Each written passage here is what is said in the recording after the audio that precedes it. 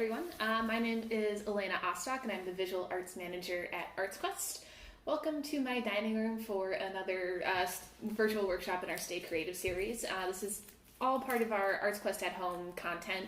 If you haven't checked it out already, it's on our website and you can find all kinds of live streams, films, comedy, visual arts, educational resources on there. The list really goes on. And if you like what you're doing and you have the means and the motivation to support us, please feel free to. You can go to www.artsquest.org/donate and make a donation there.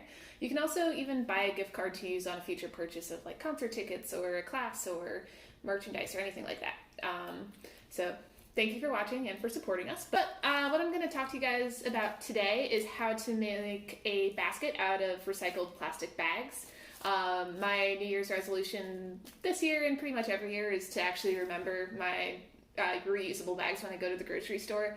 But I, like most people, am forgetful. I might be even more forgetful than most people.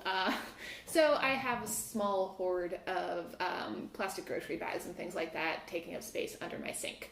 And while, yes, you can return them to the big bucket at the grocery store where they maybe recycle them, I think we've all at this point seen the statistic that it's only 9% of plastic that gets recycled actually gets recycled. So finding ways to reuse things is a great way to keep some plastic out of our landfills. So what you need for this project is all stuff you probably have in your house already. Your hoard of plastic bags, some masking tape. You can use packaging tape, duct tape, scotch tape, whatever you have, and scissors. And the first thing that we'll do to get started is you're going to make kind of the inner rope that coils through this by just tying some plastic bags together. Not those plastic bags. So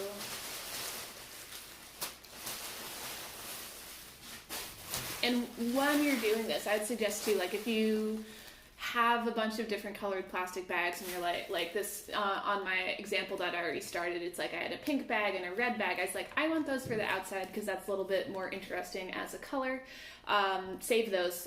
Don't use them for this part. Use the bags you don't care about so much, just your normal plastic white bags. And you're going to kind of twist it around so that it looks a little bit like a rope. And this is when I'll use the masking tape to just kind of keep it in place so it's not kind of poofing up and turning back into a plastic bag. Yeah, we want this to look like a rope.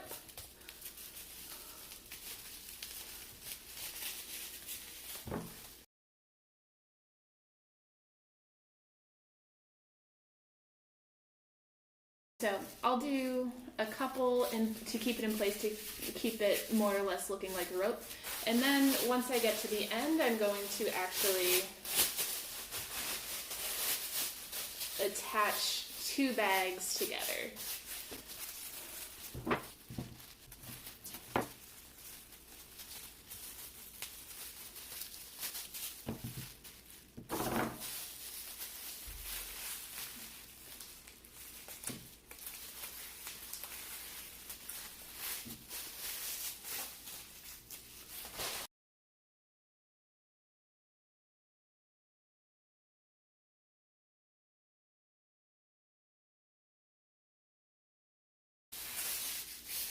Okay, so that's all I'll make you guys watch for now, but you can keep going with this for a very long time. And the great thing about this too, if you don't make it long enough at first, you can always add more plastic bags on as you keep going and realizing that you need more. This is a great way to use up a lot of plastic bags. But your next thing that you want to do is actually cut some plastic bags into strips. So I already have kind of my hoard here that I've been working on, but strips anywhere between 1 and 3 inches wide are probably fine. I've got and I have a mixture of colors, and it's nice to prep a bunch of strips ahead of time so that you can go back and forth between colors, etc., etc. But all right, now we're ready to actually get weaving. And I like to keep all of my strips in a plastic bag so that I can just grab them. You do you. Okay, we're going to start by making a circle, and you can try to make this as small as you can, but you want to be able to get your plastic strips through. And I'm just going to use a piece of tape to kind of secure it in place. Okay, perfect.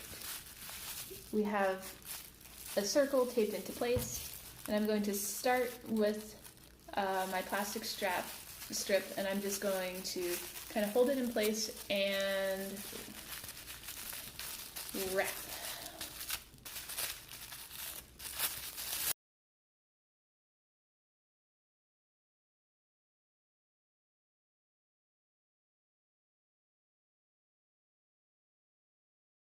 So we've come full circle, and now it's time to add another strip. All right, so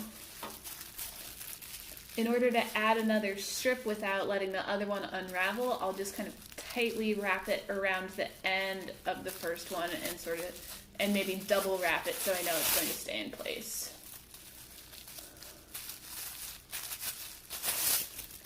And now I'm going to go kind of off the loop here, and I'm going to start wrapping around this loose white plastic bag.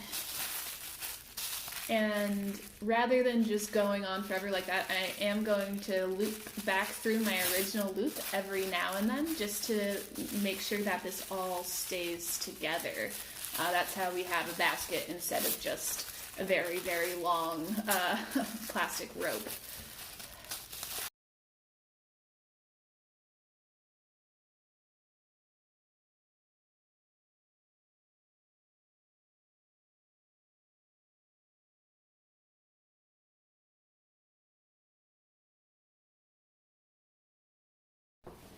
All right, so I have mine started, and the basic process of this doesn't change as you keep going. You keep just wrapping around and around and gradually threading it through your previous loop just to keep your basket intact.